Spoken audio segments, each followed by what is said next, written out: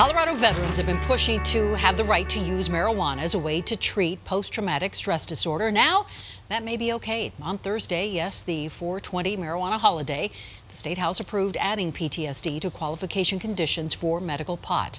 If the bill passes the Senate and is signed into law, Colorado would be the 15th state to allow pot as a treatment for PTSD.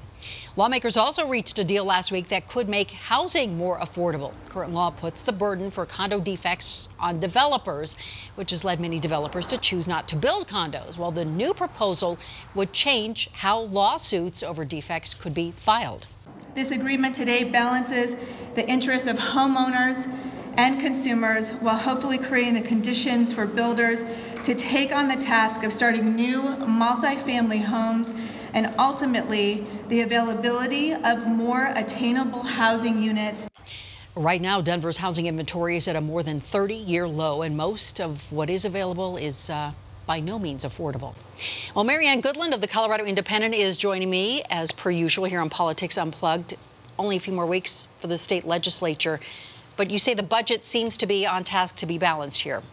Yes, the House finally, after a 2-week delay, passed two bills related to balancing the budget.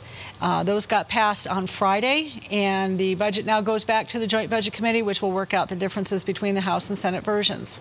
So, and of course, they have to balance the budget. That's one of the things that we know the legislature has to do. It's really the only thing they're required by law to do is just to come up with a balanced budget. All right, let's talk about construction defects. Where does that stand?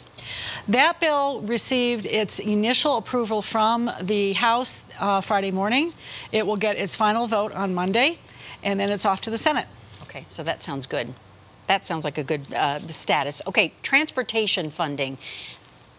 Total disarray right now, right? It's even worse than that. Wow. That bill is pretty much dead. It is scheduled for a committee hearing next Tuesday in the Senate, but Senate President Kevin Grantham, who is a Republican, said he can't get enough members of his own party and his own caucus to back the bill. He does not expect it to survive that committee hearing. And that bill, what was it, like 5 cents on a $10 purchase, something like that, that voters would have had the final say in. What's Correct. The sticking point with that? It's the sales tax. Conservatives do not want to ask voters for a sales tax increase. They believe that this can be funded by making other cuts in the budget. And that is a position that they have held to from the very first day that this bill was introduced, and they have not backed away from it. Okay. You have also said that you've seen a mighty middle. These are your mighty words. Middle. Moderate Republicans who seem to be standing in the way of some bills. Explain that. This is a group of lawmakers on both sides, both Democrats and Republicans, and they've been very active in voting down what we call message bills. And this can be everything from an anti-Sharia bill that we had a couple of weeks ago, bills that would restrict abortion, a bill, they actually did help pass one bill that added sexual orientation to the state's bias and harassment statute. And this is a group that's gotten larger in this 2017 session. We had 3 or 4 lawmakers who kind of became part of this middle, and they have struck down some of these message bills. They've approved other issues such as a repeal of the state's ammunition magazine limitation. What's really going on here, Marianne? What do you make of this? These are people who have been moderates in the House, and they've just moved over to the Senate.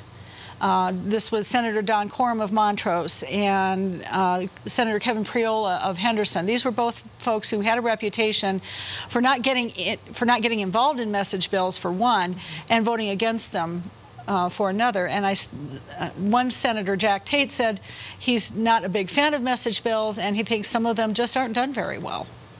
Okay, one final question. Will we have a special session? I mean, May 10th is coming quickly. It's very quick. It's we're just a little over 2.5 weeks away. If there is a special session, it could be over this bill to free up millions of dollars for hospitals. And there's been a lot of negotiation going down. There's been a lot of tension over that issue. At one point, Senator Jerry Sonnenberg, the bill's Senate sponsor, threatened to kill the bill, and this actually happened on Thursday, and then he backed away from that and said, let's keep talking. So I think, and I've had some lawmakers that have said this is ripe for a special session if it doesn't get passed. Oh boy. All right. We know you'll stay on top of this, keep us on our toes on these issues at the Capitol. Thank you so much, Marianne. Appreciate it. All right.